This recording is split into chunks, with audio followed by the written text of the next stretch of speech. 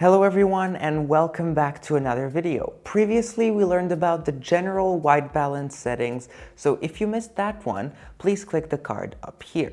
However, today we're going to learn how to fully customize your white balance on the 6D Mark II, but the process is very similar on most Canon models. The process is very straightforward and it might surprise most, but it's only a sheet of white paper. Now be careful because the paper has to be 100% white.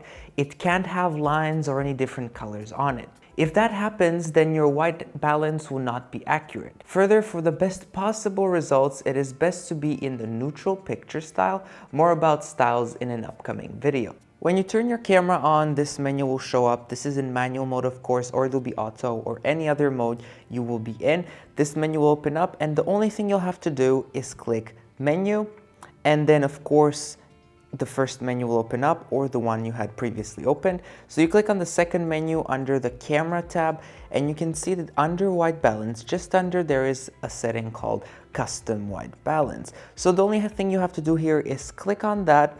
And then when you took your picture of a white sheet of paper, you just have to click set right over here and the camera will use that data from this picture under the current light settings to basically analyze it and use it for the white balance. So all you have to do is click OK, it'll set it, and as you can see, set white balance to this mode, which is the custom white balance. Okay. So now the custom white balance is done and you can go take pictures. Of course, if you want to set the custom white balance a little bit differently, you can click here. Okay, it doesn't go automatically, and you click this symbol right over here, which is the custom white balance, which we just set. And once you have that, go ahead, you can take pictures in custom white balance mode. Alright, once you have completed those steps, you will have a more accurate white balance in the current light settings.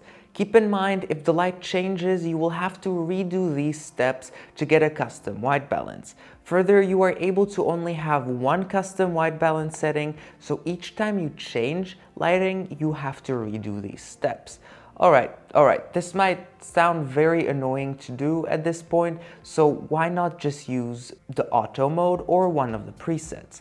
Well, you will understand in the following pictures. So in the first pictures, it is set on auto, so you can see that the picture is very cold, so more towards the blue on the spectrum.